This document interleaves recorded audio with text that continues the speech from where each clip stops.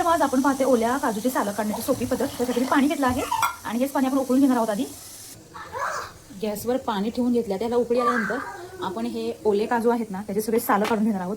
तर खूप सोपी पद्धत आहे, मला पण हे माहीत नाही आहे, पण मी आता नवीन शिकली आहे। म्हणजे चला आपण जे नवीन काही शिकतो ते आपल्या चॅनलवर टाकलंच गेलं पाहिजे। तर व्हिडिओ शेवटपर्यंत बघा। पाण्याला छान उकळी आलेली आहे आणि थोडंसं बॅकग्राऊंड तुम्हाला जो आवाज येतो ना ते मायरा मस्ती करते, सो त्याला थोडंसं इग्नोर करा। त्याच्यामध्ये आपण आता काजू टाकून घेणार आहोत। बघा कसलं भारी आलं ना। गॅस बारीक केला मी। आता याला एक मिनिट उकळून घ्यायचं, झाकून ठेवून बरोबर 1 मिनिटासाठी याला एक उकळी काढून घेऊयात आपण। झाकून ठेवलेत, उकळतील आता हे मस्त। बघा दिसते तुम्हाला उकळलेले काजू। फर्स्ट टाइम हा प्रयोग करते बरं का मी, मला पण याची काही आयडिया नाहीये, पण चालू आहे नवीन काहीतरी।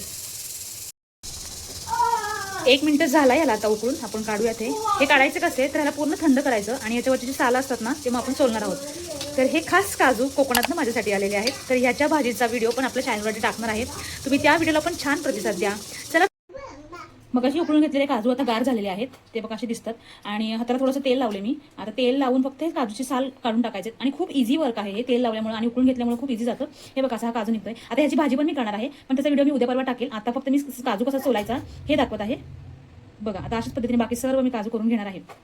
हे बघा खूप इझी आहे, खूप इझी जातं। आपण जेव्हा गरम पाण्यामध्ये 1च मिनिट उकळतो तर आपलं काम खूप इझी होऊन जातं। हे बघा अस्सल कोकणी काजू आहेत हे। चला, अशा पद्धतीने माझा सगळा काजू सोलून झाला आहे। बघा काजूचं साल असं असतं, तुम्ही ह्याच्या कधी पाहिलं का? मी फर्स्ट टाइमच पाहते।